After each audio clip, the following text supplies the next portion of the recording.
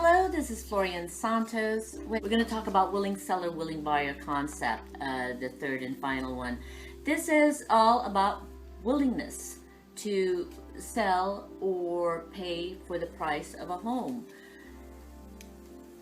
You will need an appraisal, and the appraisal is taken from the sale, the recent sale in the neighborhood, most likely the last 6 months. If the market is moving quite fast and rapid and rising quickly, they usually will cut that down a little bit shorter. If the prices are moving very, very rapidly, they will also take into consideration the pending sales and also the how long the homes have been on the market and how many offers were on the property. I'm only talking about this because we have seen this market in an upswing motion, and you're probably wondering how that happens.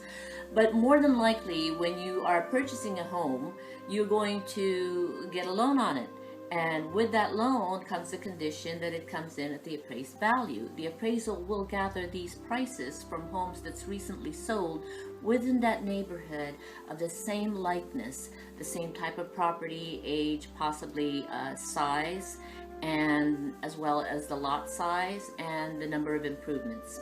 So those are all very important factors, and again, that comes down to desirability and supply and demand.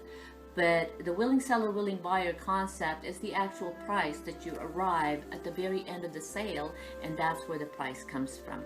You can have a willing seller and not a willing buyer, or a willing buyer and not a willing seller, and you will not have a contract. There is an exception to the rule if you're purchasing a property cash, because you don't need an appraisal. So if you're willing to make that price and the seller is willing to sell to you, great. But to use that in as a comp in an appraisal where a value exceeds the value of the property in the neighborhood, the appraiser would have to agree that that is the closest property that could be used. And usually you have to have 3. You may have to look at other things and consider pending sales, as I've said.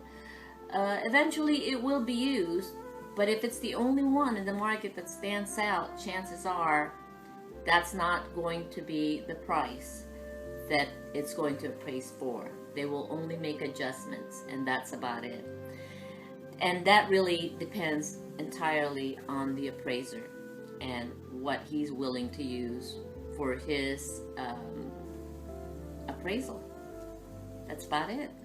So I hope you've learned enough, and if you have any more questions, I have been helping buyers, sellers, and investors since 1987.